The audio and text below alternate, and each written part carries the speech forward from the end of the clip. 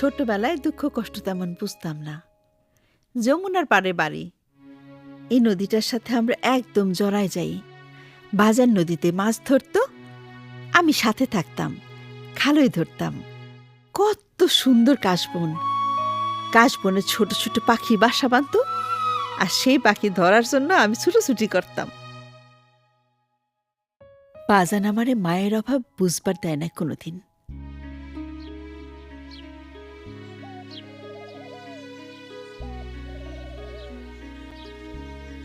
তোর মা কেন যে অসময় চইলা গেল, তোরে ভালো কইরা চোখ মেলা দেখবারও পারে নাই।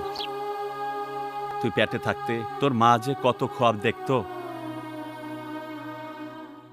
বাবা, আমি আসলে অপয়া। অমন কথা কয় না মা, তুই আমার রাজকন্যা, 7 রাজার ধন। একসময় ফসলি জমিন, ঘরবাড়ি সব কিছু নদীর পেটে বিলীন হয়ে গেল।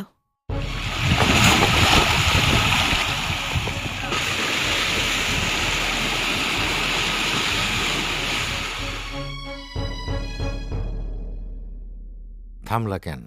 কও। দুঃখের কথা কইতে ভাল লাগে না। তো থাক। না গো গায়েন, আমি সবই কব। মারে তো আমি দেখি নাই, সে আমার জন্মের সময় দুনিয়া ছাড়ছে। বাজানি আমার সব ছিল। একদিন নদী পার হওয়ার সময় ঝড়ের কবলে একটা নৌকা ডুবা অনেক মানুষ মইরা যায়। সেই নৌকায় আমার বাজানো ছিল, আমি একা হয়ে গেলাম। আহারে, মানুষের জীবনে কত কষ্ট না, সহ্য করা যায় না। জগৎ সংসারে আমি একলা। গায়ের মানুষে মিলা একজন অশিক্ষিত সরল সহজ করি মানুষের সাথে আমার বিয়া দিয়ে দিল। সংসার তো আমি বুঝি না, তবুও সংসার আমার উপরেই চাইপা বসল। তারপর কি হইল জানো?